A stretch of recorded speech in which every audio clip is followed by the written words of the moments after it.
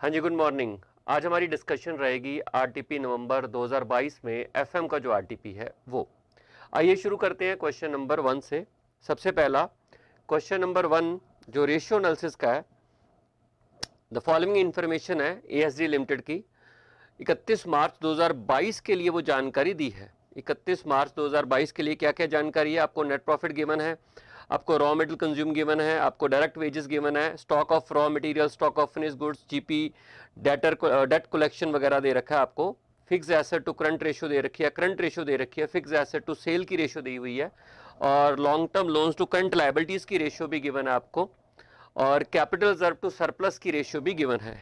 आपको जो प्रिपेयर करना है वो है, एक तो आपको प्रॉफिट एंड लॉस प्रिपेयर करना है 31 मार्च 2022 का, और दूसरा आपको प्रिपेयर करना है बैलेंस शीट 31 मार्च 2022 की। अब आप जैसे जानते हो रेशियो एनालिसिस में सबसे बड़ा मुद्दा होता है कि क्वेश्चन को स्टार्ट कैसे किया जाए। देखो पूरे क्वेश्चन में एक ही एब्सोल्यूट वैल्यू गिवन है आपको, जो कि फिक्स एसेट की वैल्यू है। यहां से हम क्वेश्चन स्टार्ट कर देंगे, और कोई हमारा स्टार्टिंग पॉइंट नहीं हो सकता, क्योंकि हमें ऑलरेडी कोई सारी रेशियोज पता है लेकिन कोई भी एब्सोल्यूट वैल्यू नहीं पता। तो यहां से हम क्वेश्चन को स्टार्ट करते हैं। आपके पास फिक्स एसेट गिवन है 13 लाख का, आई थिंक, बिल्कुल 1 करोड़ 30 लाख का। और हमारे पास आप देखिए सबसे पहले fix asset to current ratio है, तो यहां से आपके करंट एसेट आ जाएंगे। फिक्स एसेट 13:1 है करंट रेशियो के हिसाब से, करंट एसेट के हिसाब से। तो यहां से आपके क्या आ जाएंगे, करंट एसेट आ जाएंगे इस रेशियो में। तो करंट एसेट आप कैलकुलेट कर लोगे। अब आपके पास फिक्स एसेट पता है तो आप सेल भी कैलकुलेट कर सकते हो, यहां से आपकी सेल आ जाएगी। ठीक है, फिर आपके पास क्योंकि करंट एसेट पता लग गए हैं और करंट रेशियो आपको मालूम है, तो आपको करंट लायबिलिटीज भी पता चल जाएगी, और क्योंकि आपको करंट लायबिलिटीज पता लग गई हैं तो आपको लॉन्ग टर्म लोन्स भी पता चल जाएंगे।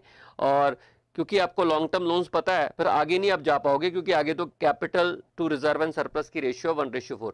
तो यहां से आपको चार चीजें मिल जाएंगी। एक तो फिक्स एसेट आपको ऑलरेडी मालूम थे, वहां से आपको करंट एसेट निकाल दिए, फिर फिक्स एसेट से आपने सेल निकाल ली, फिर आपने करंट एसेट से करंट लायबिलिटीज की कैलकुलेशन कर ली है। तो चार चीजें हम यहां से कैलकुलेट कर लेंगे। आगे चलते हैं। अब क्योंकि हमें सेल पता है तो हम नेट प्रॉफिट भी कैलकुलेट कर लेंगे, हमारा नेट प्रॉफिट भी आ जाएगा। क्योंकि हमें जीपी पता है, ग्रॉस प्रॉफिट, तो सेल में से अगर आप जीपी माइनस करोगे तो आपके पास कॉस्ट ऑफ गुड्स सोल्ड आ जाएगा। जब कॉस्ट ऑफ गुड्स सोल्ड आ जाएगा तो आप रॉ मटेरियल कंज्यूम निकाल लोगे 20% ऑफ दैट, आप डायरेक्ट वेजेस निकाल लोगे 10% of cost of goods sold. फिर आपके पास रॉ मटेरियल कंज्यूम आ गया तो वहां से आप closing stock of raw material भी निकाल लोगे। 3 महीनों का जो आपका होल्डिंग पीरियड है रॉ मटेरियल का, वो आप कैलकुलेट कर लोगे, क्योंकि आपको यहां से रॉ मटेरियल कंज्यूम पता चल जाएगा। ठीक है, उसके बाद फिनिश गुड्स, आपका कॉस्ट ऑफ गुड्स सोल्ड का 6% आ जाएगा। और डेट कलेक्शन पीरियड आपका 2 मंथ है, और आप क्योंकि आपको सेल मालूम है तो वहां से सेल पूरे साल की गिवन है, तो 2 महीनों की सेल आपकी क्लोजिंग डेटर्स हो जाएंगे, तो आपको डेटर्स भी पता चल जाएंगे। इस तरीके से आपका स्टार्टिंग पॉइंट मैंने बता दिया, और वहां से एक एक करके आप सारी चीज कैलकुलेट करते जाओगे। सबसे पहले आप उससे करंट एसेट निकालोगे, फिर उससे सेल निकालोगे, फिर करंट एसेट से आप करंट लायबिलिटीज निकाल लोगे, करंट लायबिलिटीज से आपके पास लॉन्ग टर्म लोन्स आ जाएंगे। फिर आपको क्योंकि सेल मालूम है, सेल से आप नेट प्रॉफिट निकाल लोगे, फिर सेल में से ग्रॉस प्रॉफिट माइनस की करके आप कॉस्ट ऑफ गुड्स सोल्ड निकाल लोगे, कॉस्ट ऑफ गुड्स सोल्ड से आप रॉ मटेरियल कंज्यूम निकाल लोगे, डायरेक्ट वेजेस निकाल लोगे, stock of raw material closing निकाल लोगे, फिनिश गुड का स्टॉक निकाल लोगे, और क्लोजिंग डेटर निकाल लोगे, क्योंकि आपको सेल मालूम पता चल गया। तो ये सारी चीजें आप कैलकुलेट कर लोगे। अब आते हैं, देखिए सेल आपको मालूम हो जाएगा, ठीक है, मटेरियल कंज्यूम आपको मालूम हो जाएगा, डायरेक्ट वेजेस आपको मालूम हो जाएगा, उसके बाद वर्क ओवरहेड्स आपको मालूम हो जाएगा। ये आपका बस बैलेंसिंग फिगर नहीं आएगी, सॉरी बैलेंसिंग फिगर नहीं आएगी, ये आपको मालूम होगा, जीपी आपको मालूम होगा, और आपका जो वर्क ओवरहेड है वो आपकी बैलेंसिंग फिगर हो जाएगी। ये आपकी बैलेंसिंग फिगर होगी। ठीक है जी, जीपी आ जाएगा आपका सेलिंग एंड डिस्ट्रीब्यूशन एक्सपेंसेस, आप ये आपको पता होगा, ये आपकी बैलेंसिंग फिगर आ जाएगी। ठीक है जी, उसके बाद फिक्स एसेट आपको ऑलरेडी मालूम है, स्टॉक ऑफ रॉ मटेरियल आपको पता चल गया, स्टॉक ऑफ फिनिश गुड्स आपको पता चल गया, डेटर का क्लोजिंग बैलेंस आपको पता चल गया, तो बैलेंसिंग फिगर आपका कैश आ जाएगा। अब सिमिलरली आपको टोटल पता चल जाएगा, करंट लायबिलिटीज पता है, लॉन्ग टर्म लोन्स पता है, इन दोनों का जोड़ पता लग जाएगा, और इनकी दोनों की रेशियो मालूम है आपको। Capital to reserve and surplus 1:4 है, वहां से आपको क्लोजिंग कैपिटल भी और रिजर्व एंड सरप्लस भी पता चल जाएगा। ठीक है जी, हाँ जी। तो क्वेश्चन नंबर सेकंड हमारा है, आइए क्वेश्चन नंबर सेकंड में कॉस्ट ऑफ कैपिटल का क्वेश्चन है। तो कॉस्ट ऑफ कैपिटल के क्वेश्चन में बहुत अच्छा क्वेश्चन है ये। बाउंस लिमिटेड है, उसके पास उसका जो कैपिटल प्रोजेक्ट इवेल्युएट करना चाह रही है वो बाउंस लिमिटेड, और उसका जो कॉस्ट ऑफ कैपिटल है वो 15% है। कॉस्ट ऑफ कैपिटल का मतलब ये आपका के हुआ है, डिस्काउंटिंग रेट बेसिकली उन्होंने दिया हुआ है। जो डिस्काउंटिंग रेट का मतलब आपका कॉस्ट ऑफ कैपिटल 15% है। कैपिटल स्ट्रक्चर में इसके इक्विटी शेयर कैपिटल है कैपिटल स्ट्रक्चर में, और रिटेन्ड अर्निंग्स है, बिल्कुल इसमें रिटेन्ड अर्निंग्स है, और बैंक लोन है, और रिडीमेबल डिबेंचर्स हैं। ये चार आपका कैपिटल स्ट्रक्चर में चार कंपोनेंट्स हैं। इसमें rate of interest bank loan का है 1.5 टाइम्स ऑफ डिबेंचर। डिबेंचर का आपको मालूम नहीं है, और इसका 1.5 यानी सपोज करो डिबेंचर का अगर 12% है तो बैंक लोन 18% हो जाएगा, रेट ऑफ इंटरेस्ट है। Remaining tenure of debenture and bank loan, debenture का रिमेनिंग टेन्योर 3 साल है और बैंक लोन का रिमेनिंग टेन्योर 5 साल है respectively. Book value of equity shares है 10 लाख, रिटेन्ड अर्निंग की बुक वैल्यू 15 लाख है, बैंक लोन आपके पास 10 लाख का है, और डिबेंचर की बुक वैल्यू 15 लाख है, बट डिबेंचर मार्केट में प्रेजेंटली 97 का इशू होता है। पी रेशियो आपके शेयर की है 5। पी रेशियो का मतलब होता है पीई रेशियो ऑलवेज 1/KE होती है, ठीक है, सॉरी इस KE, तो इसका मतलब KE जो है वो 20% है। 1/5 का मतलब 0.20 यानी कि KE आपका 20% है। You are required to calculate the rate of interest and of bank loan and debenture, और टैक्स रेट 25% है। बहुत अच्छा क्वेश्चन है, इंपॉर्टेंट मार्क कर लीजिए, ये डिफरेंट क्वेश्चन हैं, आप एक बार जरूर ट्राई करना इस क्वेश्चन को। देखिए इसमें आपको KO मालूम है, weighted average cost of capital मालूम है, और आपको इंटरेस्ट रेट कैलकुलेट करना है। इंटरेस्ट रेट आपको जो कैलकुलेट करना है वो डिबेंचर का कैलकुलेट करना है, और साथ में इंटरेस्ट रेट आपको बैंक लोन का भी कैलकुलेट करना है। ये दो चीजें आपको मिसिंग है क्वेश्चन में, you have to calculate this two things, ठीक है जी। आइए तो देखिए कैसे कैलकुलेट होगा। सबसे पहले हम KO क्योंकि हमें मालूम है तो हम KD, KE, KRE और KP निकाल लेते हैं। KP तो यहाँ है नहीं, KRE, KD, और KD यहाँ पे दो है, कॉस्ट ऑफ डेट दो है, एक तो बैंक लोन है और एक दूसरा आपके पास डिवेंचर है। तो KD निकाल लेते हैं 1, KD निकाल लेते हैं 2, KE आपको मालूम है और KRE आपको मालूम है। अगर क्वेश्चन साइलेंट होता है और KE और KRE बराबर होते हैं, ठीक है, वो निकाल लेते हैं और फिर उसको weighted average cost of capital के इक्वल कर देते हैं और वहां से आपके पास रेट ऑफ इंटरेस्ट आ जाएगा। सबसे पहले हम बात करते हैं KD की। आइए शुरू करते हैं। मैं आपको सॉल्यूशन पे ले चलता हूं कि कैसे होगा। ये देखिए, ये रहा,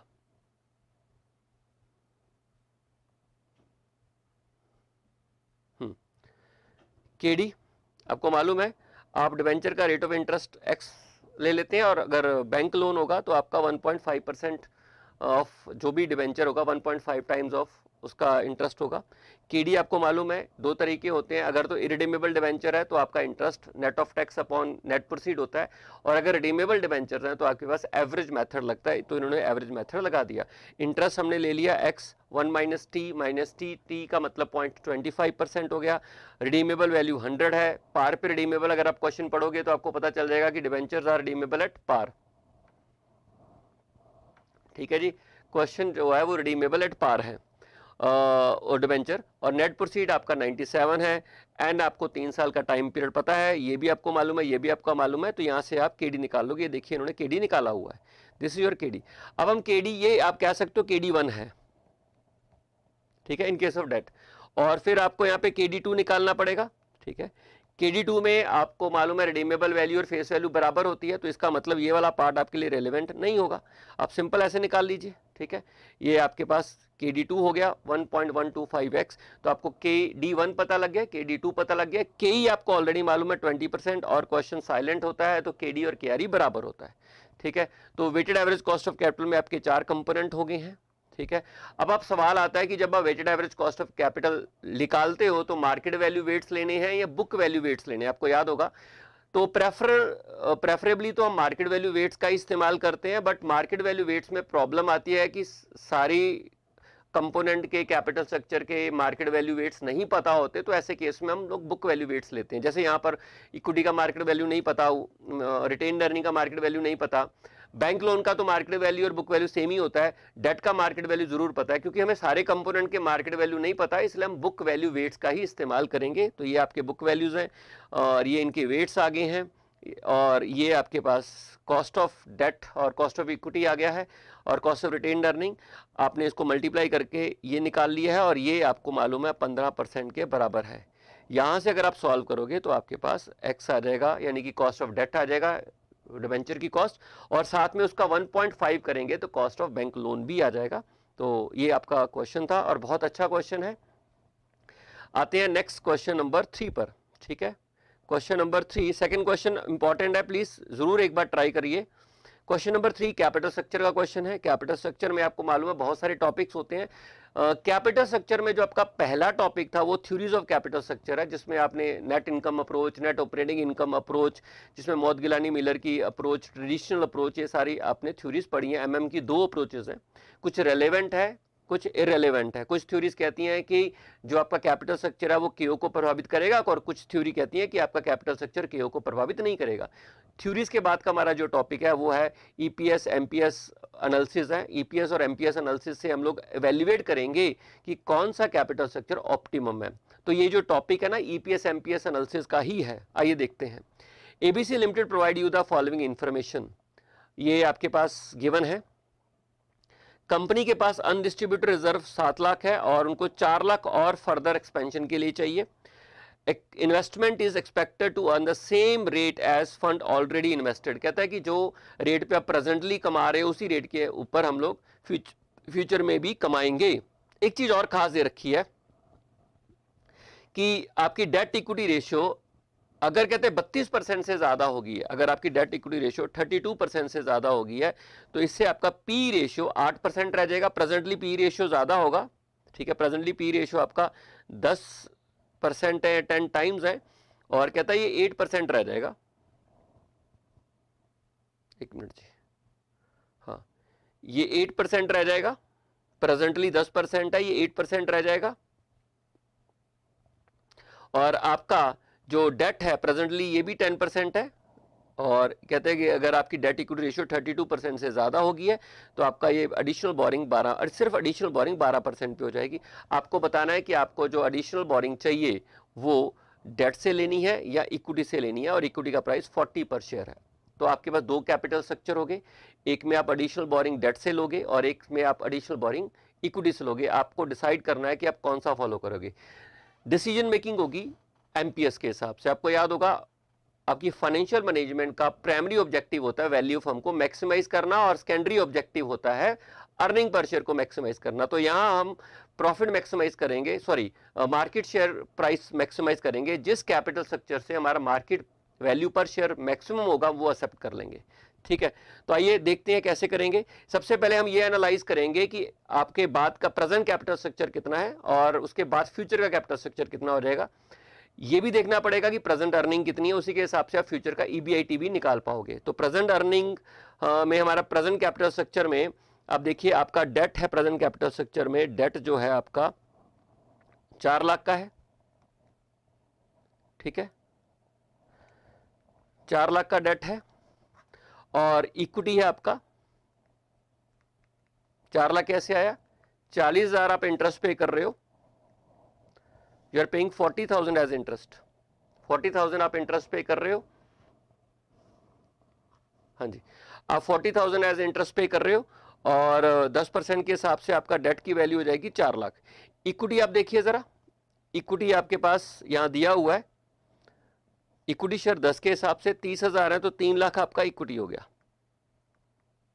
ठीक है, और नीचे अगर आप देखोगे क्वेश्चन में रिटेन्ड अर्निंग दिया हुआ है, रिजर्व दिया हुआ है 7 लाख का।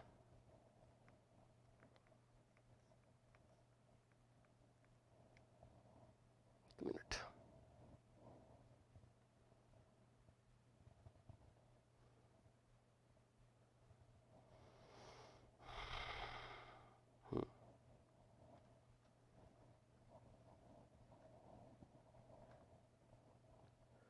चलिए, ये आपका 7 लाख का रिजर्व हो गया।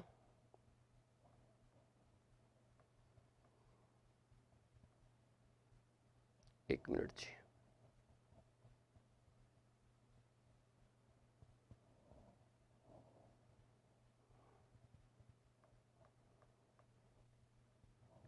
यहां 7 लाख का रिजर्व हो गया। तो टोटल 14 लाख हो गया, ठीक है। और इसके ऊपर आप EBIT कमा रहे हो, देखो 2,80,000, और जब आप इस पे ऊपर निकालोगे तो ये 20% हो जाएगा, ठीक है। ये आपका प्रेजेंट कैपिटल स्ट्रक्चर है और आपका प्रेजेंट रेट ऑफ रिटर्न है 20%। तो जो आपका फ्यूचर का कैपिटल स्ट्रक्चर होगा उसमें भी आपकी जो अर्निंग का जो रेट रहेगा वो 20% ही रहने वाला है, ठीक है जी, ठीक है सर। तो फ्यूचर का कैपिटल स्ट्रक्चर में 4 लाख और ऐड हो जाएगा, 18 लाख हो जाएगा। अगर आप 18 लाख डेट से लेते हो फिर आपको डेट इक्विटी रेशियो भी चेक करनी पड़ेगी, और अगर 4 लाख जो एडिशनल है अगर आप डेट से लेते हो तो आपको डेट इक्विटी रेशियो भी चेक करनी पड़ेगी, और अगर आप इक्विटी से ले रहे हो फिर तो कोई प्रॉब्लम नहीं है, तो डेट इक्विटी रेशियो भी आपको चेक करनी पड़ेगी। अगर आप एडिशनल बोरिंग्स लेते हो किससे, डेट से, डेट इक्विटी रेशियो निकालनी पड़ेगी आपको। डेट इक्विटी रेशियो थी debt upon debt plus equity, question में दे रखी है ये रेशियो। प्रेजेंटली आपके पास जो डेट है वो 4 लाख का है, फिर 8 लाख हो जाएगा अगर आप डेट से पैसा लोगे, है ना, 8 लाख और नीचे हो जाएगा 18 लाख। और अगर आप 100 से मल्टीप्लाई करोगे तो देखिए कितना हो जाएगा, 8 लाख डिवाइडेड बाय 18 लाख, ये 44% हो जाएगा, जो कि 32% से 44.44% हो जाएगा, जो कि 32% से ज़्यादा है। यानी कि अगर तो आप इक्विटी से लोगे फिर तो कोई प्रॉब्लम नहीं, लेकिन अगर आप डेट से पैसा बोरो करने जा रहे हो तो उस केस में आपकी पी रेशियो फॉल कर जाएगी और आपका कॉस्ट ऑफ डेट 10% से 12% हो जाएगा। इस चीज़ का आपको ख्याल रखना है, और फिर आपको दोनों प्रपोजल को इवेल्युएट कर लेना है। Total investment for the expansion after expansion 18 lakh हो जाएगी, और आपके पास रेट ऑफ रिटर्न 20% है, तो वहाँ से आप दोनों प्रपोजल को इवेल्युएट कर लीजिए। जिस प्रपोजल से आपका मार्केट प्राइस पर शेयर ज़्यादा आ जाएगा वो प्रपोजल हम एक्सेप्ट कर लेंगे। हालांकि इन्होंने क्वेश्चन में क्या पूछा हुआ है, आपको सिर्फ प्राइस निकालना है, मार्केट प्राइस निकालना है। आपसे क्वेश्चन में ये नहीं पूछ रहा कि कौन सा प्रपोजल एक्सेप्ट करना है, आपसे सिर्फ ये पूछा जा रहा है कि इन दोनों में से कौन से प्रपोजल से मार्केट प्राइस आपका ज्यादा रहेगा, ठीक है, ये पूछा जा रहा है। आइए देखते हैं।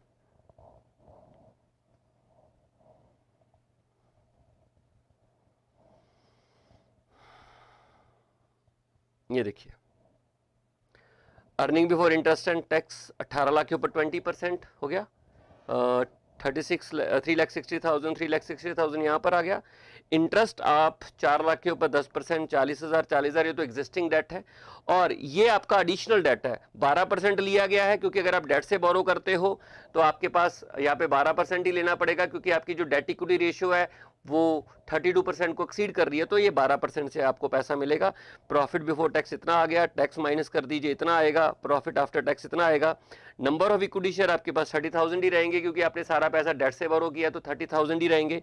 आपका अर्निंग पर शेयर आएगा 4.53, ठीक है, और पी रेशियो क्योंकि आपकी 8 है तो आपके पास प्रोबेबल प्राइस 36.24 आ जाएगा, ठीक है सर। अगर आप इक्विटी से पैसा बोरो करते हो फिर देखिए, तो आपका टोटल इंटरेस्ट तो उतना ही रहेगा 40,000, ये आपका 3,20,000 आ जाएगा आफ्टर इंटरेस्ट, उसमें से आप टैक्स माइनस करोगे 1,60,000, और प्रॉफिट आफ्टर टैक्स 1,60,000 आ जाएगा, और आपके पास शेयर 40,000 हो जाएंगे 30 की जगह, क्योंकि आप 4 लाख और रेस करोगे और एक शेयर 40 रुपए का इशू हो रहा है, तो 10,000 शेयर्स और आपको इशू करने पड़ेंगे, तो आपका 4 हो जाएगा। और यहाँ पर देखो, यहाँ 8 था, यहाँ 10 हो जाएगा। वहाँ 8 इसलिए होगा क्योंकि मालूम है डेट इक्विटी रेशियो 32% से ज़्यादा हो गया, तो वहाँ पे आपका पी रेशियो फॉल कर जाएगा। यहाँ पर 10 ही रहेगा, और एज ए रिजल्ट आपके पास जो प्रोबेबल प्राइस है वो 40 रुपीज़ का हो जाएगा, ठीक है। तो ऐसे कंपेयर करना है दोनों में। उन्होंने पूछा नहीं है कि कौन सा कैपिटल स्ट्रक्चर आप चुनोगे, सिर्फ ये पूछा गया है कि दोनों ऑप्शन में आपका प्रोबेबल प्राइस क्या है, तो वो हम ऑलरेडी कैलकुलेट हमने कर लिया है, ठीक है सर। चलते हैं क्वेश्चन नंबर, आप देखो 4th पे, क्वेश्चन नंबर 4th पर चलते हैं। ये रहा, लीवरेज का क्वेश्चन है। लीवरेज में आपको मालूम है 3 तरीके के लीवरेज होते हैं, एक आपका ऑपरेटिंग लीवरेज होता है, एक आपका फाइनेंशियल लीवरेज होता है, एक आपका कंबाइन लीवरेज होता है। आइए देखते हैं क्वेश्चन में क्या पूछा गया है। एक कंपनी है देबू लिमिटेड, उनका कैपिटल स्ट्रक्चर में 1,30,00,000 का उनका शेयर कैपिटल है, उसमें 13 लाख के इक्विटी शेयर है, 13 लाख के उसमें इक्विटी शेयर हैं, कोई प्रॉब्लम नहीं है। Company is going through major expansion plan, company का मेजर एक्सपेंशन प्लान है, और वो 78 लाख और एडिशनल रेस करना चाहते हैं। वैसे प्रैक्टिकली ये क्वेश्चन भी एक तरीके से कैपिटल स्ट्रक्चर का ही है। 78 लाख उनको और चाहिए, और उनको रेस करने के आपके पास 4 ऑप्शंस हैं, प्लान 1, प्लान 2, प्लान 3, प्लान 4। तो 4 ऑप्शंस हैं। आपको ये भी बता दिया कि एक्सपेंशन के बाद आपका EBIT 52 लाख का होगा। मैंने आपको क्लासेस में ये बात बताई थी कि ये EBIT आपको कैलकुलेट करना पड़ेगा अगर आपको नहीं मालूम। जैसे पिछले क्वेश्चन में आपको निकालना पड़ा था कि एक्सपेंशन के बाद आपका EBIT कितना होगा, तो उसमें हमने रेट ऑफ इंटरेस्ट निकाल लिया था कि प्रेजेंटली आपका रेट ऑफ रिटर्न क्या है, वही रेट ऑफ रिटर्न एक्सपेंशन के बाद भी एप्लीकेबल होगा। तो वहां से हमने ROI अप्लाई करके 20% एक्सपेंशन के बाद का EBIT निकाल लिया था। यहां पर उन्होंने ऑलरेडी दे दिया कि एक्सपेंशन के बाद आपका EBIT 52 लाख का हो जाएगा। 4 ऑप्शंस है 78 लाख को रेस करने के लिए। पहले में सारे पैसे आप इक्विटी से रेस करोगे, दूसरे में 5,20,000 इक्विटी शेयर इशू करोगे और बाकी पैसा आप डेट से लॉन्ग टर्म बोरिंग से इशू करोगे जो 12% है। और तीसरी ऑप्शन में आप 3,90,000 के इक्विटी शेयर इशू करोगे 39,000 शेयर ऑफ 10 ईच, और बाकी पैसा आप डिबेंचर से 9% डिबेंचर से रेस करोगे। और चौथी ऑप्शन में आप 3,90,000 इक्विटी शेयर इशू करोगे 10 का 1, और बाकी पैसा आप 6% प्रेफरेंस शेयर से रेस करोगे। आपको बताना है कि इनमें से कौन सा प्लान आपको चुनना है। आपको याद होगा कि जब भी हम एवेल्युएट करते हैं अलग अलग कैपिटल स्ट्रक्चर के प्लान्स को, तो आप देखते हो कि MPS जिस प्रपोजल में मैक्सिमम आएगा उस प्रपोजल को हम चुनते हैं। लेकिन कई बार हमें MPS कैलकुलेट करना, MPS तभी कैलकुलेट होता है जब क्वेश्चन में PE रेशियो गिवन हो। अब इस क्वेश्चन में क्योंकि PE रेशियो गिवन नहीं है तो हम MPS तो निकाल नहीं पाएंगे, तो हम क्वेश्चन के केस में यहाँ पर EPS एवेल्युएट कर लेंगे। चारों प्लान्स की EPS कैलकुलेट कर लेंगे और चारों प्लान से हमें पता चल जाएगा कि कौन कौन से प्लान में कितनी कितनी EPS आती है। ये पॉइंट तो बहुत ईजी है। और दूसरा है कि ईच ऑप्शन में, ईच प्लान में आपको फाइनेंशियल लीवरेज भी निकालना है। फाइनेंशियल लीवरेज आपका EBIT अपॉन EBT होता है, ठीक है। तो वो तो आप ईच प्लान में आपको EBIT भी पता होगा और EBT भी पता होगा, आप बड़ी आसानी से उसको कैलकुलेट कर लोगे, ठीक है। इसमें कोई प्रॉब्लम नहीं आने वाली। आई होप ये क्वेश्चन आपका हो जाएगा। चलते हैं आगे, कोई प्रॉब्लम नहीं है, बहुत ईजी क्वेश्चन है। क्वेश्चन नंबर 5 पर चलते हैं। इन्वेस्टमेंट डिसीजन का क्वेश्चन है। आप एक हॉस्पिटल हो और आप कंसीडर कर रहे हो एक MRI मशीन खरीदने के बारे में, आपकी कंसीडरेशन है। प्रेजेंटली हॉस्पिटल आउटसोर्स करता है। मैं आपको बता दूं इन्वेस्टमेंट चैप्टर के बारे में थोड़ा सा। इसमें आपके पास प्रपोजल्स होते हैं और प्रपोजल को डील करने के दो तरीके होते हैं। एक आप तो ट्रेडिशनल टेक्निक फॉलो करते हो, एक मॉडर्न टेक्निक्स फॉलो करते हो। ट्रेडिशनल टेक्निक में हमारे पास दो तरीके के मेथड्स होते हैं एवेल्युएट करने के। पहला मेथड आपका जो होता है वो होता है पेबैक पीरियड और दूसरा होता है एवरेज या अकाउंटिंग रेट ऑफ रिटर्न। ये दोनों method non discounting cash flow techniques हैं, ये ट्रेडिशनल टेक्निक्स बोला जाता है इनको। और फिर 4 मेथड आपके मॉडर्न टेक्निक्स से होते हैं। मॉडर्न टेक्निक का मतलब हम उसमें present values of cash inflows को कंसीडर करते हैं, प्रेजेंट वैल्यू को, NPV को, सॉरी टाइम वैल्यू को कंसीडर करके चलते हैं। उसके 4 मेथड्स हैं। पहला मेथड आपका NPV का होगा, दूसरा आपका IRR होगा, तीसरा आपका PI होगा और चौथा आपका discounted cash payback period, discounted payback period. 4 methods हैं और चारों में से जो क्वेश्चन बोलेगा हम उसको यूज करके अपने प्रपोजल को एवेल्युएट कर लेंगे। आपको इसमें क्या बोला गया है, ये एक इन्वेस्टमेंट प्रपोजल है एक हॉस्पिटल के लिए। वो MRI मशीन खरीदना चाहते हैं। प्रेजेंटली जो हॉस्पिटल में MRI का काम आता है वो आउटसोर्स कर देते हैं और उसके ऊपर उनको 6,60,000 का कमीशन मिलता है पर एनम आफ्टर टैक्स। अब आप सोच रहे हो कि जो आप काम आउटसोर्स कर रहे हो MRI का, क्यों ना हम हॉस्पिटल में मशीन खरीद के खुद ही MRI का काम कर लें। तो आपको वैल्यूएट करना है कि आउटसोर्सिंग ठीक थी या आप जो मशीन खरीदोगे उससे आपको बेनिफिट ज्यादा होगा, ठीक है। ये तो पता लग गया 6,60,000 पर एनम आफ्टर टैक्स। आप जब आउटसोर्स कर रहे थे MRI का काम, वहां से आपको 6,60,000 पर एनम मिल रहा है, इसमें कोई प्रॉब्लम नहीं है आफ्टर टैक्स। दूसरी तरफ ऑप्शन है कि आप मशीन को खरीद लो। मशीन खरीदने के लिए 90 लाख का खर्चा आपको आता है MRI मशीन खरीदने पे। उसके बाद ऑपरेटिंग कॉस्ट पर एनम जो आती है वो 14 लाख है एक्सक्लूडिंग डेप्रिसिएशन। रेवेन्यू आपको मिलेगा 45 लाख का और सैलवेज वैल्यू आपकी 10 लाख है और एक्सपेक्टेड लाइफ मशीन की आपकी 5 साल है। आपको वैल्यूएट कैसे करना होता है, आपको याद है 3 स्टेजेस होती हैं। कौन से मेथड से वैल्यूएट करना दिया हुआ है, टैक्स रेट इन्होंने 40% दे दिया और आपको वैल्यूएट करना है नेट प्रेजेंट वैल्यू फैक्टर और प्रॉफिटेबिलिटी इंडेक्स, आपका डिस्काउंट रेट 10% रहेगा। अब देखो जब आप NPV का मेथड फॉलो करते हो तो आपको 3 चीजें चाहिए होती हैं। एक आपको जीरो पीरियड पे आपका आउटफ्लो क्या होता है और आपको इंटरमीडिएट इनफ्लोज क्या लेने हैं और एक आपको टर्मिनल वैल्यूज क्या लेनी है। इन तीनों चीजों की प्रेजेंट वैल्यू निकाल लीजिए और कंपेयर कर लीजिए। आपका NPV पॉजिटिव आएगा तो एक्सेप्ट कर लेंगे, अगर नेगेटिव आएगा तो रिजेक्ट कर देंगे। अब आप जीरो पीरियड पे टर्मिनल वैल्यू की बात करते हैं तो आपका जीरो पीरियड पे आउटफ्लो 90 लाख है, ठीक है। ये तो नेट ऑफ टैक्स, इसके ऊपर तो टैक्स बेनिफिट होता नहीं, तो 90 लाख आपका जीरो पीरियड पे आउटफ्लो हो जाएगा।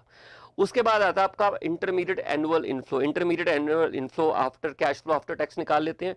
45 लाख का आपका रेवेन्यू है, उसमें से आप खर्चे माइनस कर देते हैं 40 लाख, ठीक है। उसमें से आप डेप्रिसिएशन माइनस कर दोगे और फिर आप टैक्स माइनस कर दोगे। डेप्रिसिएशन को ऐड बैक करके आप कैश फ्लो आफ्टर टैक्स निकाल लोगे एनुअल।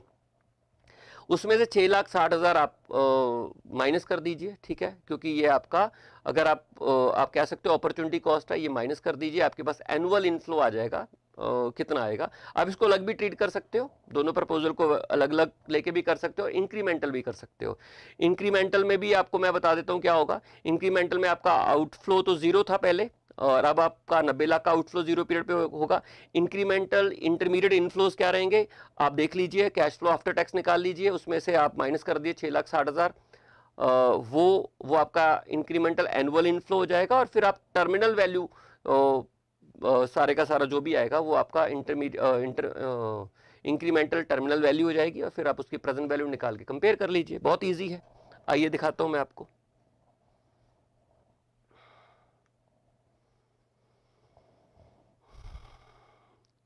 ये आपका क्वेश्चन नंबर 5, ये देखिए, इन्होंने कैश फ्लो आफ्टर टैक्स निकाला हुआ है 25 लाख, और ये आपका लॉस ऑफ कमीशन है। ये incremental cash flow after tax है, annual incremental cash flow after tax, ठीक है। और यहाँ ऑलरेडी एक प्रपोजल है तो उसको रिप्लेस कर रहे हो, तो इसलिए मैं इंक्रीमेंटल की बात कर रहा हूँ। मैंने ऐसे क्वेश्चंस आपको क्लास में करवाए हैं। अब इंक्रीमेंटल आउटफ्लो तो कोई नहीं है, सारे का सारा आप सॉरी इंक्रीमेंटल आउटफ्लो 90 लाख है, क्योंकि सारे का सारा आप अभी खर्च करोगे। पुराने प्रपोजल में तो कोई आउटफ्लो नहीं हो रहा था, आपका इनफ्लो कोई नहीं है वहां से, तो 90 लाख आपका आउटफ्लो हो गया। और इंटरमीडिएट इनफ्लोज आपका एनुअल इनफ्लो 18,40,000 आ जाएगा, 5 साल के लिए चलेगा। और फिर टर्मिनल वैल्यू भी आपकी आ जाएगी, तो आप इनका एनपीवी निकाल लीजिए और आपको पता चल जाएगा कि प्रपोजल को अगर पॉजिटिव आ गया तो एक्सेप्ट कर लेंगे, अगर नेगेटिव आ गया तो छोड़ देंगे, ठीक है। और दूसरा इसमें पीआई निकालना भी है, प्रॉफिटेबिलिटी इंडेक्स भी निकालना है। प्रॉफिटेबिलिटी इंडेक्स भी यही होगा कि जितने भी आपके इनफ्लोज आएंगे इंक्रीमेंटल, उनकी present value of cash inflow निकाल लीजिए और present value of cash outflow से डिवाइड कर लीजिए। अगर ये 1 से ज़्यादा आता है तो एक्सेप्ट कर लेंगे, अगर 1 से कम आता है तो 1 या 1 से ज़्यादा आता है तो एक्सेप्ट कर लेंगे, 1 या उससे कम आता है तो हम इसे रिजेक्ट कर देंगे, ठीक है जी। तो इसमें भी कोई खास पॉइंट नहीं था, नॉर्मल क्वेश्चन था, आप इस क्वेश्चन को भी कर पाओगे। उसके बाद हमारा क्वेश्चन आता है 6th। ये एक अच्छा क्वेश्चन है, मार्क दिस एज इंपॉर्टेंट। इस क्वेश्चन को हम डिस्कस कर लेते हैं अच्छी तरह। Consider the below mention table. आपके पास टेबल है जिसमें आपको रिस्क प्रीमियम दिया हुआ है और कोफिशिएंट ऑफ वेरिएशन दे रखा है। कोफिशिएंट ऑफ वेरिएशन अगर 0 है तो रिस्क प्रीमियम 0 है, कोफिशिएंट ऑफ वेरिएशन 0.25 है तो रिस्क प्रीमियम 2% है, कोफिशिएंट ऑफ वेरिएशन इतने के इतने बीच में है तो रिस्क प्रीमियम इतना है। ऐसे ऐसे करके आपको कोफिशिएंट ऑफ वेरिएशन के साथ रिस्क प्रीमियम गिवन है।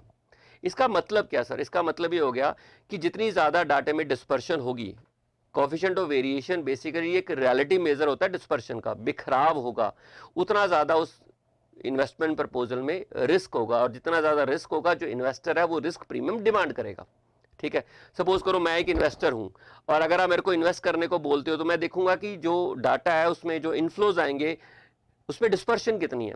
जितनी ज़्यादा उसमें डिस्पर्शन होगी उतना ज़्यादा उसमें रिस्क होगा, जितना ज़्यादा उसमें रिस्क होगा मैं उतना रिस्क प्रीमियम मांगूंगा, बस ये दिया हुआ है, ठीक है। और अगर रिस्क 0 है तो मैं रिस्क प्रीमियम नहीं क्लेम करूंगा एज एन इन्वेस्टर। कंपनी के पास 2 प्रपोजल्स हैं, दोनों में इनिशियल इन्वेस्टमेंट आपकी 1,50,000 ईच है, ओके। और आपका इनफ्लो आ रहा है at the end of the 5th year. जो इनफ्लो आ रहा है वो 5वें साल के एंड पर आ रहा है, और कितना इनफ्लो आ रहा है ये सिनेरियो पे डिपेंड करेगा, ठीक है। A company is evaluating 2 project with an initial investment of 1,50,000 for which project with cash flow inflows from them occurring at the end of the 5th year which depend upon possible scenario prevailing during the investment period। तो कहता है कि आपका outflow तो clear है, दोनों proposal में 1,50,000 आएगा, इसमें कोई प्रॉब्लम नहीं है। लेकिन जो इनफ्लो आएगा ना वो डिपेंड करेगा, आएगा 5th ईयर में, डिपेंड करेगा आपका सिनेरियो क्या है। कहते हैं अगर सुपर्ब सिनेरियो होगा एक्स के केस में तो इतना इनफ्लो आएगा, बेटर होगा तो इतना इनफ्लो आएगा, मॉडरेट होगा तो 1,50,000 होगा, और बैड होगा तो 50,000 होगा, वर्स होगा तो इट्स 10,000। सेम प्रोजेक्ट वाई में भी अगर आपका सुपर्ब होगा तो 4 लाख होगा, अगर आपका बेटर होगा तो 3.5 लाख होगा, अगर आपका मॉडरेट होगा तो 2.5 लाख होगा, और बैड होगा तो 75,000 होगा, वर्स होगा तो 5,000 होगा। ये उनकी प्रोबेबिलिटीज भी गिवन है, दीज आर देयर प्रोबेबिलिटीज, इतने इतने चांसेस हैं उस सिनेरियो के आने के। तो यहां से आपको पता चल जाएगा कि आपका एवरेज इनफ्लो कितना आएगा। इनको मल्टीप्लाई कीजिए, 5 लाख को 0.20, 3 लाख को 0.30, 1,50,000 को 0.15 और 50,000 को 0.20 से, 10,000 को 0.15 से, तो आपके पास एवरेज इनफ्लो आ जाएगा प्रोजेक्ट एक्स का। सिमिलरली प्रोजेक्ट वाई का भी आपके पास एवरेज इनफ्लो आ जाएगा 5th ईयर के एंड पर। ठीक है, तो आपको आउटफ्लो पता लग गया और आपको इनफ्लो पता लग गया 5th ईयर के एंड पर। ठीक है, अब आपको इवेल्युएट करना है। इवेल्युएट करने के लिए आपके पास डिस्काउंटिंग फैक्टर चाहिए। डिस्काउंटिंग फैक्टर आपको मालूम है रिस्क प्रीमियम जोड़कर आता है, रिस्क फ्री रिटर्न और रिस्क प्रीमियम को आप जोड़ोगे तो आपका डिस्काउंटिंग फैक्टर होगा। एक्सपेक्टेशन होती है ना, वही डिस्काउंटिंग फैक्टर होता है। तो एक्स के केस में, प्रोजेक्ट एक्स के केस में इन्वेस्टर का जो डिस्काउंटिंग फैक्टर होगा, तो एक्स में जितना रिस्क है उतना रिस्क प्रीमियम 6% में जोड़ दीजिए, वो उसका डिस्काउंटिंग फैक्टर होगा। और वाई के केस में जो एक्सपेक्टेशन होगी इन्वेस्टर की, तो वाई में जितना रिस्क है तो उसके हिसाब से रिस्क प्रीमियम जुड़ जाएगा 6% में, वो डिस्काउंटिंग फैक्टर होगा। ठीक है, अब एक्स में रिस्क प्रीमियम कितना आएगा, एक्स का रिस्क कितना है, वाई का रिस्क कितना है, इसको कैसे कैलकुलेट किया जाए आपको ऑलरेडी पता है कि किसी प्रपोजल का अगर आप रिस्क कैलकुलेट करना चाहते हो तो आप कोफिशिएंट ऑफ वेरिएशन निकाल लीजिए, और कोफिशिएंट ऑफ वेरिएशन जितना भी आएगा एक्स का और वाई का निकाल लीजिए। आपको ऑलरेडी निकालना आता है कोफिशिएंट ऑफ वेरिएशन। अब एक्स का कोफिशिएंट ऑफ वेरिएशन निकाल लीजिए, वाई का कोफिशिएंट ऑफ वेरिएशन निकाल लीजिए, उसके हिसाब से डिसाइड कर लेना कि कितना रिस्क प्रीमियम आप डिमांड करोगे एक्स के केस में, कितना रिस्क प्रीमियम आप डिमांड करोगे वाई के केस में।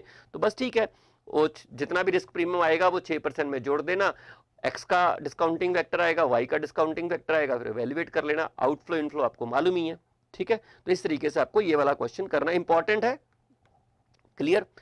नेक्स्ट चलते हैं क्वेश्चन नंबर 7 पर, डिविडेंड डिसीजन। ये क्वेश्चन भी इंपॉर्टेंट है।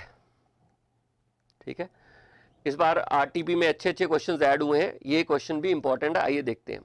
Ordinary share of a listed company are currently trading at 10 per share. Presently जो शेयर है वो ट्रेड हो रहा है 10 पर शेयर है, with 2 lakh share outstanding. 2 lakh के शेयर आपके आउटस्टैंडिंग है। The company anticipate that it's earning for the next year will be 5 lakh. 5 lakh की उसकी क्या है, अर्निंग है। एग्जिस्टिंग कॉस्ट ऑफ कैपिटल आपका केई 15% है। Company has certain investment proposals under discussion which will cause additional, इतने शेयर इशू करने पड़ेंगे अगर आप डिविडेंड नहीं देते, और इतने शेयर आप इशू करोगे अगर आप डिविडेंड दे रहे हो। ठीक है, आपको MM अप्रोच लगानी है। आपको याद होगा डिविडेंड डिसीजन में एक रेलेवेंट होती है अप्रोचेस, एक इरेलेवेंट होती है।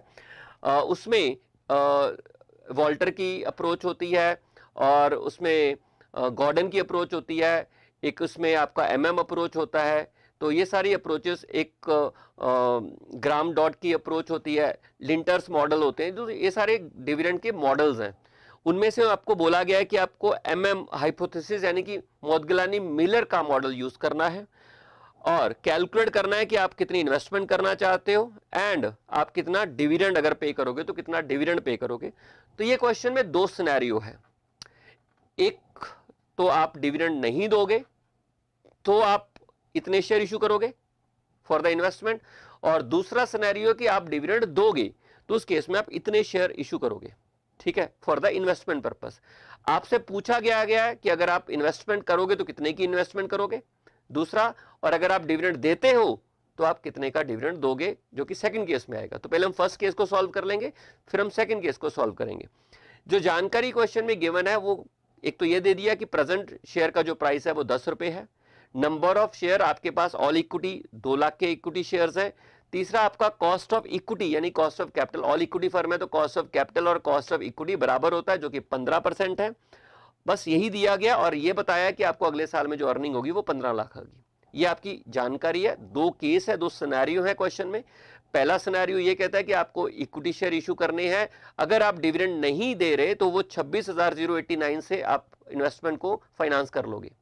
दूसरा कहता है कि अगर आप डिविडेंड दे दोगे तो आपको 47,619 शेयर इशू करने पड़ेंगे। सवाल ये है कि बताइए आप कितनी इन्वेस्टमेंट करोगे, और अगर आप डिविडेंड दे रहे हो तो कितना डिविडेंड दोगे।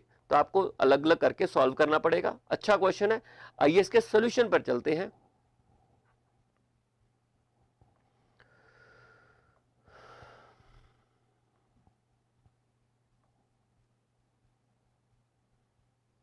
यहां पर आएगा इसका जी, ये रहा फर्स्ट केस, ठीक है जी। प्राइस ऑफ शेयर आपको मालूम है 10 है और नंबर ऑफ शेयर आपके पास 2 लाख है और अर्निंग जो 1 साल बाद आएगी वो 1 लाख है। के आपका 15% है। आप शेयर इशू करोगे अगर आप डिविडेंड नहीं दे रहे तो 26,089 और इन्वेस्टमेंट आपको भी मालूम नहीं है। आपको मालूम है शेयर के प्राइस का फॉर्मूला एमएम अप्रोच में ये होता है, वैसे तो ये होता है P1 प्लस D1 होता है, पर आपको मालूम है यहाँ पे डिविडेंड नहीं है तो P1 अपॉन 1 प्लस के। इस फॉर्मूले के लॉजिक को हम ऑलरेडी क्लास में डिस्कस कर चुके हैं, नहीं भी अगर आपको लॉजिक याद है तो आप फॉर्मूला याद कर सकते हो कि P0 का जो फॉर्मूला होता है as per MM P1 plus D1 upon 1 plus के होता है, ठीक है जी। और P1 आपको पता करना है, D1 आपका नील है, ये तो डिविडेंड दे ही नहीं रहे पहले केस में तो ये आपका नील हो जाएगा, ठीक है। और के आपका 15% है तो आपको P1 आ जाएगा, ठीक है, ये आपके पास P1 आ जाएगा। उसके बाद आप इन्वेस्टमेंट करने के लिए नए शेयर इशू करते हो। नए शेयर इशू करने का जो फॉर्मूला होता है आपको मालूम है, वो होता है delta N is equal to आपको इन्वेस्टमेंट कितनी चाहिए माइनस आपकी अर्निंग कितनी है, उसमें से आप डिविडेंड कितना दोगे, ठीक है।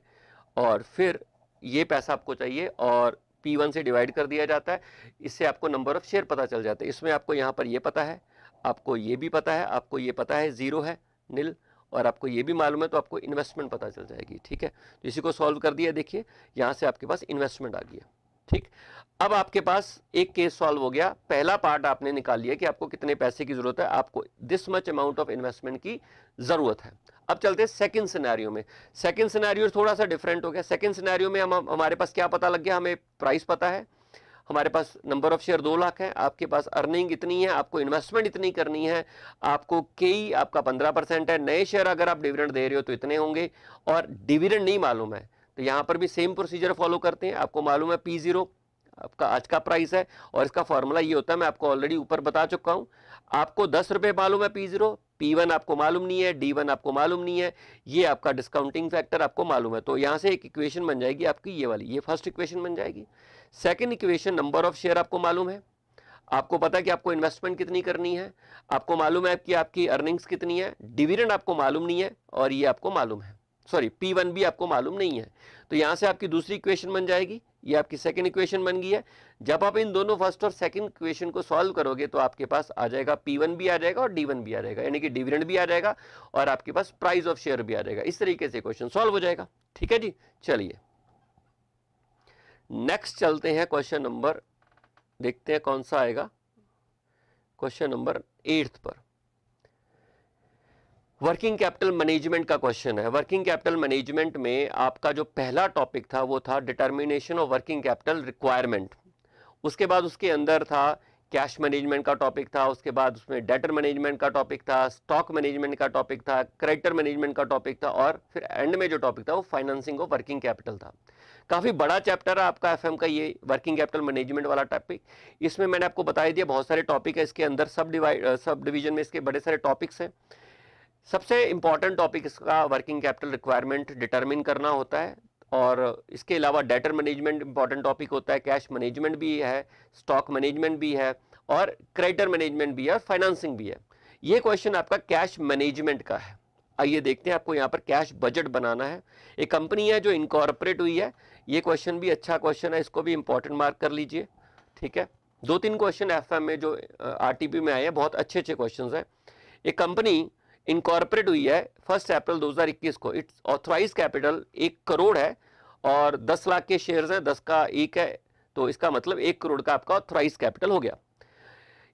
ये इक्विटी शेयर इशू करती है 1 अप्रैल को, कितने 50 लाख के आप इक्विटी शेयर इशू करते हो 1 अप्रैल के, ठीक है।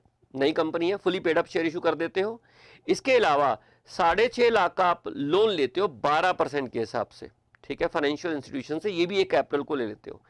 इसके अलावा ये लाइन इंपॉर्टेंट है, further boring will be made at the same rate of interest on the first day of the month in which boring is required. कहते हैं इसके अलावा भी हम बोरो कर सकते हैं, अगर हमें लगेगा कि पैसे की जरूरत है तो हम इसके अलावा भी एडिशनल बोरिंग बड़ी आसानी से कर सकते हैं, ठीक है सर। कब करेंगे, जिस पीरियड में हमें पैसे की शॉर्टेज पड़ेगी उस पीरियड में हम एडिशनल बोरिंग करेंगे, उस पीरियड के उस मंथ के पहले दिन हम लोग एडिशनल बोरिंग कर लेंगे और उसका जो बोरिंग का जो रेट रहेगा वो 1% रहेगा, सॉरी वही 12% रहेगा।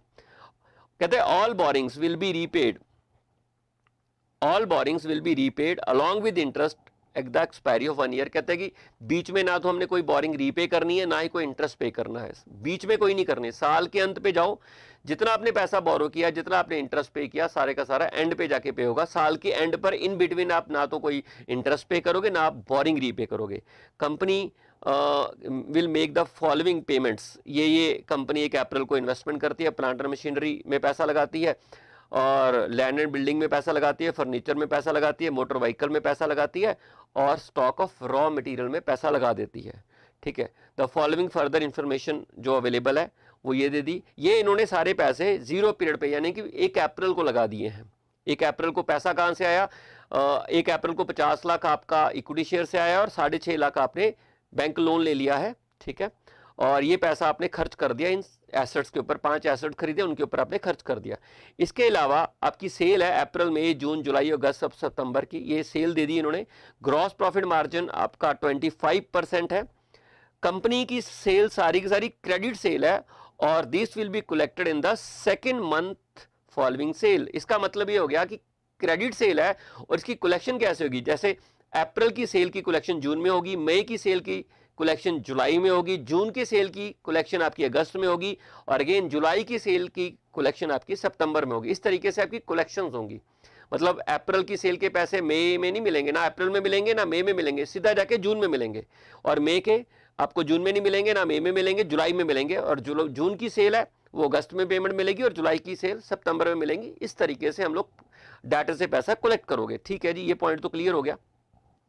जीपी रेशियो आपका 25% है। इसका मतलब आपके पास कॉग्स 25% करके इस सेल में से अगर आप 25% माइनस कर दोगे आपके पास कॉस्ट ऑफ गुड्स सोल्ड आ जाएगा। चलो उसका देखते हैं आगे क्या करना है। Creditor will be paid in the first month following credit purchase. अब देखो there will be credit purchase only. कहते हैं क्रेडिटर को जो आप पेमेंट करोगे, जो आपके अप्रैल के क्रेडिटर्स आ जाएंगे उनको आप मई में पेमेंट करोगे, जो मई के क्रेडिटर आ जाएंगे उनको आप जून में पे करोगे, जो जून के क्रेडिटर्स आएंगे जुलाई में पे करोगे, जो जुलाई के क्रेडिटर आएंगे वो अगस्त में पे होंगे और जो अगस्त के क्रेडिटर आएंगे वो सितंबर में पे होंगे। एक एक महीने का उधार है आपको, तो आपको परचेज निकालनी पड़ेगी। परचेज जितने भी है वो सारे के सारे उतने क्रेडिटर हो जाएंगे। परचेज कैसे निकालोगे मैं बता देता हूँ। ठीक है, आगे चलते हैं।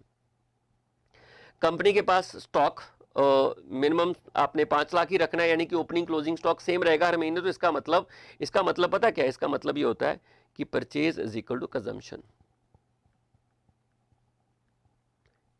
ठीक है, जितना भी रॉ मटेरियल कंज्यूम होगा उतना ही आपने परचेज करना है, क्योंकि आपके पास ओपनिंग और क्लोजिंग इन्वेंट्री सेम रहेगा।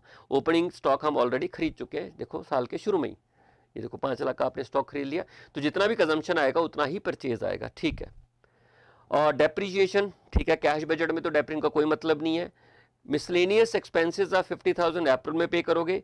वेजेस एंड सैलरी है 1 लाख है ईच मंथ और इसकी पेमेंट आप first day of next month same.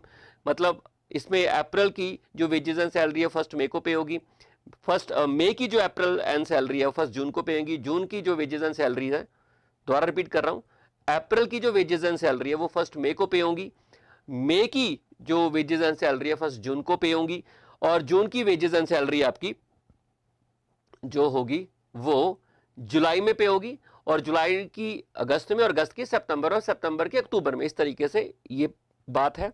और एडमिनिस्ट्रेशन एक्सपेंसेस 50,000 है, will be paid in the month of their occurrence. ये कहते हैं कि जिस महीने में आपने खर्चे किए उस महीने में आपको पेमेंट करनी है। कहते हैं no minimum cash balance is required, you are required to prepare monthly cash budget. आपको बनाना है अप्रैल से सितंबर तक। एक ये हो गया। प्रोजेक्टेड इनकम स्टेटमेंट भी बनानी है, यानी कि पीएनएल भी बनाना है और 6 महीने का, और आपको प्रोजेक्टेड बैलेंस शीट भी बनानी है 30 सितंबर 2021 की। पहले हम कैश बजट की बात करते हैं। कैश बजट में आपके पता है इनफ्लोज होंगे। इनफ्लोज आपको ऑलरेडी मालूम है, अप्रैल के इनफ्लोज आपको ऑलरेडी मालूम है। ठीक है, आप इक्विटी शेयर इशू कर रहे हो और आप 6.5 लाख आपने डेट लिया है, तो ये आपका इनफ्लो हो जाएगा। एक्सपेंडिचर में और कहीं से पैसा नहीं आएगा, सेल का पैसा नहीं आएगा अप्रैल में, क्योंकि सेल का पैसा तो आपको मालूम है अप्रैल का जून में कलेक्ट होगा। तो सेल नहीं आएगी और कहीं से पैसा नहीं आएगा। खर्चे में ये सारे खर्चे हो जाएंगे। अप्रैल के महीने में प्लांट मशीनरी के ऊपर खर्चा करोगे, लैंड बिल्डिंग के ऊपर करोगे, फर्नीचर के ऊपर करोगे, मोटर व्हीकल के ऊपर करोगे, स्टॉक ऑफ रॉ मटेरियल के ऊपर, यानी कि ओपनिंग स्टॉक भी आपने खरीद लेना है, ये आपका हो गया। उसके बाद सेल तो मैंने बोला सेल आएगा नहीं। एक्सपेंसेस में आपकी जो क्रेडिट परचेज आएगी वो आप अगले महीने पे करोगे। अप्रैल की क्रेडिट परचेज की पेमेंट आप मई में करोगे, मई की आप जून में करोगे, जून की आप जुलाई में करोगे, जुलाई की आप अगस्त में करोगे, अगस्त के आप सितंबर में करोगे। ठीक है, क्रेडिट परचेज आएगी कितनी मैं बता देता हूं। 15 लाख में से आप माइनस कर दीजिए 25%। ठीक है, इसमें से आप माइनस कर दीजिए 1 लाख। 1 लाख सर किस चीज का? 1 लाख इस चीज का है, देखिए आपकी वेजेस एंड सैलरी हर महीने 1 लाख है, तो आपको मालूम है जो कॉस्ट ऑफ गुड्स सोल्ड होता है उसमें raw material consume plus wages होती हैं, डायरेक्ट एक्सपेंसेस होते हैं। ठीक है, raw material consume plus direct expenses होते हैं। तो अगर हम कॉस्ट ऑफ गुड्स सोल्ड में से डायरेक्ट एक्सपेंसेस माइनस कर देंगे, कॉस्ट ऑफ गुड्स सोल्ड में से डायरेक्ट एक्सपेंसेस माइनस कर दोगे तो परचेज आ जाएगा। ठीक है, तो वही किया मैंने। अब देखिए हर महीने इसका आप 75% ले लीजिए। ठीक है, और उसमें से आप 1 लाख माइनस कर दीजिए। ठीक है, इसका आप 75% ले लीजिए, उसमें से आप 1 लाख माइनस कर दीजिए। इसका आप 75% ले लीजिए, उसमें से आप 1 लाख माइनस कर दीजिए। इसका आप 75% ले लीजिए,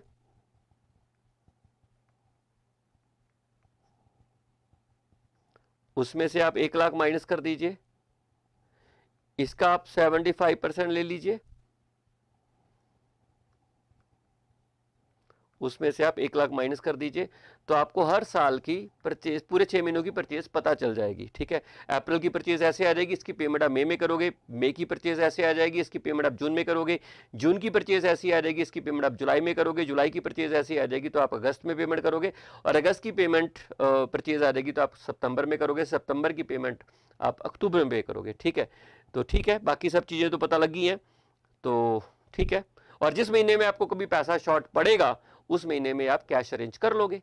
कैसे करोगे? रेस कर लोगे, लोन ले लोगे 12% के ऊपर, जिस महीने में आपको कैश अरेंज करना पड़ेगा। आइए इसका सोल्यूशन दिखा देता हूं मैं आपको।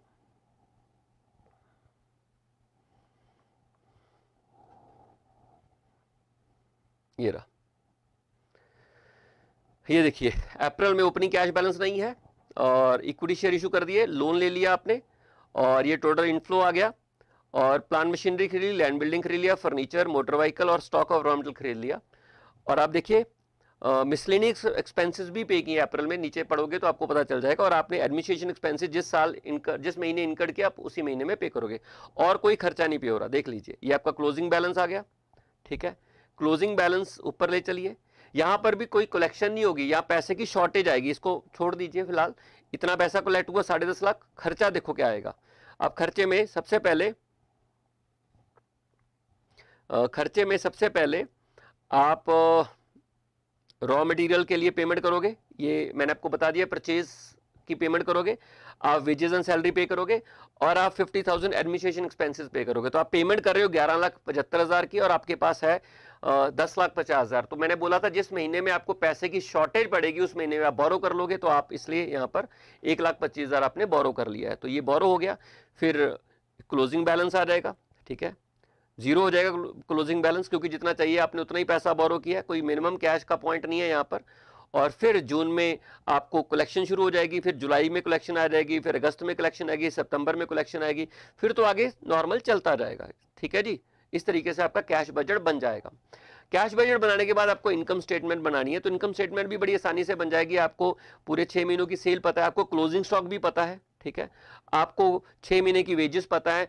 एक चीज आपको और मालूम होगी, परचेज, आपने कितनी परचेज की है। जितना भी आपका 6 महीने की परचेज बनती है उसमें आप 5 लाख जरूर ऐड कर लेना, क्योंकि ओपनिंग रॉ मटेरियल भी आपने खरीदा होगा। तो इस तरीके से आपका परचेज आ जाएगा, और ये आपकी जीपी आ जाएगी। मैं परचेज के बारे में दोबारा रिपीट कर देता हूं, जितनी आपने 6 महीने में परचेज बनती है सेल के मुताबिक, वो तो खरीदा ही होगा, प्लस आपने जो raw material closing stock maintain किया वो भी तो खरीदा होगा ना, शुरू में ये कैपिटल को खरीद लिया था, तो वो भी परचेज का पार्ट है। ठीक है, तो इस तरीके से आपका जीपी आ गया। जीपी आपको मालूम है, एडमिनिस्ट्रेशन एक्सपेंसेस 50,000 पर मंथ है, वो आपको मालूम है।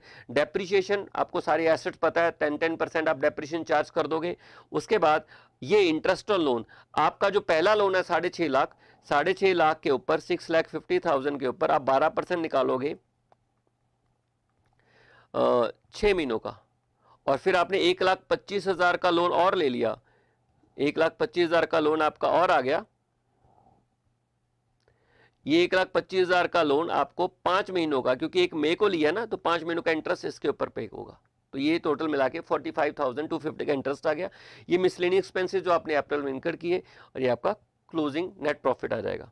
और सिमिलरली बैलेंस शीट आ जाएगा, एसेट्स हैं, डेप्रिसिएशन माइनस करके आपके पास एसेट्स की वैल्यू आ जाएगी, ठीक है। और करंट एसेट में आपके पास स्टॉक आ जाएगा, डेटर आ जाएगा। जो आपकी डेटर कौन से होंगे, जो आपने सितंबर की सेल की होगी ना, सितंबर की सेल नहीं, सितंबर की सेल और अगस्त की सेल, ये दोनों की सेल के पैसे अभी तक कलेक्ट नहीं हुए होंगे ना। अगस्त की सेल के भी अक्टूबर में होंगे, सितंबर के सेल के होंगे नवंबर में। तो अगस्त और सितंबर की सेल जो भी होगी वहाँ आपका डेटर्स बन जाएंगे, और कैश का क्लोजिंग बैलेंस आपको कैश बजट से मिल जाएगा, ठीक है। और फिर चलते हैं इधर, इसमें आप देखिए आपका इक्विटी शेयर कैपिटल, ये तो ऑथराइज आ गया, ये सब्सक्राइब शेयर कैपिटल आ गया, ये आपका जो आपने प्रॉफिट लॉस निकाला इनकम स्टेटमेंट से, ये आपका लोन हो गया 6,50,000 प्लस 1,25,000, और ये आपके सन्ड्री क्राइटर्स होंगे। आपके सन्ड्री क्राइटर जो सितंबर की परचेज है उसके क्राइटर्स होंगे। ये आपका अक्रूड इंटरेस्ट आ गया, क्योंकि आपने इंटरेस्ट तो साल के बाद पे करना है, तो ये जितना भी बनेगा 6 महीने का इंटरेस्ट वो अक्रूड हो जाएगा। एक लोन पे 5 महीनों का इंटरेस्ट, एक लोन पे 6 महीनों का इंटरेस्ट। और ये आपके आउटस्टैंडिंग एक्सपेंसेस है, जो वेजेस एंड सैलरी है जो आप अगले महीने पे करते हो सितंबर के, वो भी आपके आउटस्टैंडिंग हो जाएंगे। तो इस तरीके से आपका ये बैलेंस शीट भी बन जाएगी, ठीक है सर। थोड़ा लेंथी क्वेश्चन है बट इजी है, इसमें कोई ऐसी पॉइंट नहीं है कि आपसे नहीं होगा। लेंथी तो होते ही है कैश बजट के क्वेश्चंस। नेक्स्ट चलते हैं क्वेश्चन नंबर 9 पर। क्वेश्चन नंबर 9 भी आपका वर्किंग कैपिटल का ही क्वेश्चन है। आपको याद है मैंने अभी बताया थोड़े पिछले क्वेश्चन में कि वर्किंग कैपिटल के अंदर 6 टॉपिक मेन आ जाते हैं। एक तो आपको डिटर्मिनेशन वर्किंग कैपिटल रिक्वायरमेंट होती है, फिर कैश बजट का क्वेश्चन होता है, फिर आपको डेटर मैनेजमेंट का क्वेश्चन होता है, स्टॉक मैनेजमेंट का क्वेश्चन होता है, क्रेडिटर मैनेजमेंट होता है, और फिर फाइनेंसिंग ऑफ वर्किंग कैपिटल। अब जैसे पिछला क्वेश्चन कैश बजट का था, ये वर्किंग कैपिटल डिटर्मिनेशन का है कि आप डिटर्मिन कीजिए कि आपको वर्किंग कैपिटल रिक्वायरमेंट कितनी चाहिए, what is the requirement of working capital. Working capital requirement determine करने के लिए आपके पास 2 मेथड है। मैं आपको पहले भी बता चुका हूं, 2 मेथड है। कौन कौन से 2 मेथड है? पहला मेथड तो यह है कि आप ऑपरेटिंग साइकिल निकाल लीजिए, वहां से आप वर्किंग कैपिटल रिक्वायरमेंट को निकालोगे। दूसरा है कि आप सेपरेटली इंडिविजुअली करंट एसेट्स को निकाल लीजिए और फिर उसमें से करंट लायबिलिटीज माइनस कर लीजिए, वहां से भी आपको वर्किंग कैपिटल रिक्वायरमेंट का पता चल जाएगा। तो ये ऑपरेटिंग साइकिल का क्वेश्चन है। आपको trading profit and loss beat limited का दिया हुआ है 31 मार्च 2022 का, ठीक है। Opening and closing payable of raw material, ये आपको पास क्रेडिटर्स हैं ओपनिंग और क्लोजिंग रॉ मटेरियल के, और ये आपके रिसीवेबल है ओपनिंग और क्लोजिंग। आपको बोला क्या गया है, you are required to ascertain the working capital requirement by operating cycle. तो आपको पहले ऑपरेटिंग साइकिल निकालना पड़ेगा। ऑपरेटिंग साइकिल में क्या आता है, सबसे पहले आता है स्टॉक होल्डिंग पीरियड निकाल लो। स्टॉक होल्डिंग पीरियड में आप ऐड कर लीजिए WIP conversion period, WIP conversion period में आप ऐड कर लीजिए डेटर कलेक्शन पीरियड, उसमें से आप माइनस कर दीजिए creditor payment period. Fridge good holding period रह गया, मैं दोबारा रिपीट कर रहा हूँ। सबसे पहले आप स्टॉक होल्डिंग पीरियड निकाल लीजिए, फिर आप WIP कन्वर्जन पीरियड निकाल लीजिए, फिर आप ऐड कर लीजिए फिनिश गुड्स होल्डिंग पीरियड, उसमें आप डेटर कलेक्शन पीरियड ऐड कर लीजिए, फिर माइनस कर दीजिए क्रेडिटर पेमेंट पीरियड। वहां से आपके पास क्या आ जाएगा, आपके पास ऑपरेटिंग साइकिल आ जाएगा। जब आपको ऑपरेटिंग साइकिल पता लग गया फिर आप निकाल लोगे। आप फिर निकाल लीजिए कि पूरे साल के ऑपरेटिंग कैश ऑपरेटिंग एक्सपेंसेस कितने, वो निकाल लीजिए, ठीक है। और फिर देख लीजिए ऑपरेटिंग साइकिल कितने दिनों का है, जितने दिनों का ऑपरेटिंग साइकिल है उतने दिनों के लिए कितने कैश चाहिए आपको, उससे आपको वर्किंग कैपिटल रिक्वायरमेंट पता चल जाएगी, ठीक है। तो आपको निकालना पड़ेगा। ये देखते हैं कैसे निकालना है।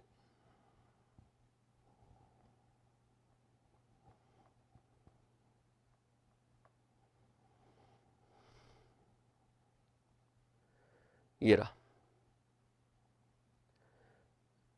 ये देखिए रॉ मटेरियल होल्डिंग पीरियड निकाल लिया आपने, ये आपको ऑलरेडी आता है, मैंने आपको ऑलरेडी सिखाया हुआ है। 64.21 डेज का आपका रॉ मटेरियल स्टोरेज पीरियड निकाल लिया।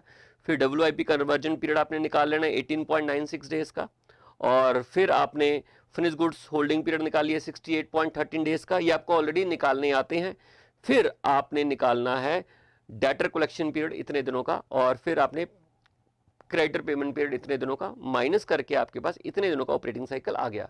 फिर आप देख लीजिए पूरे साल में आपको कितने ऑपरेटिंग एक्सपेंसेस की जरूरत है, और फिर इतने दिनों के लिए कितने आपको खर्चों की जरूरत है, वो आपका वर्किंग कैपिटल रिक्वायरमेंट होगा। पूरे साल के लिए आपको 1,40,00,000 ऑपरेटिंग चाहिए, तो इसको 365 से डिवाइड कर लीजिए, एक दिन का खर्चा आ गया, और फिर आप इसे 110.24 से मल्टीप्लाई करोगे तो आपको ऑपरेटिंग साइकिल में कितने खर्चों की ज़रूरत है वो आपको आइडिया लग जाएगा, उतना आपको वर्किंग कैपिटल रिक्वायरमेंट चाहिए।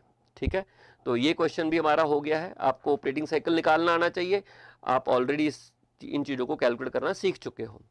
नेक्स्ट चलते हैं क्वेश्चन नंबर 10 पर। ये रहा आपका क्वेश्चन नंबर 10।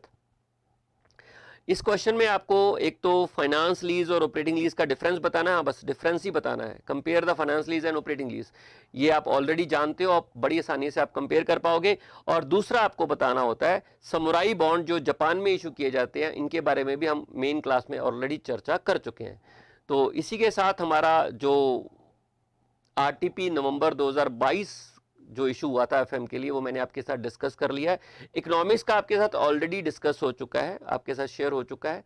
ये मैंने आपका आरटीपी नवंबर 2022 एफएम के लिए आपके साथ डिस्कस कर लिया, और मुझे उम्मीद है कि आप बहुत अच्छी तैयारी कर रहे होगे। All the best for your exam. Thank you.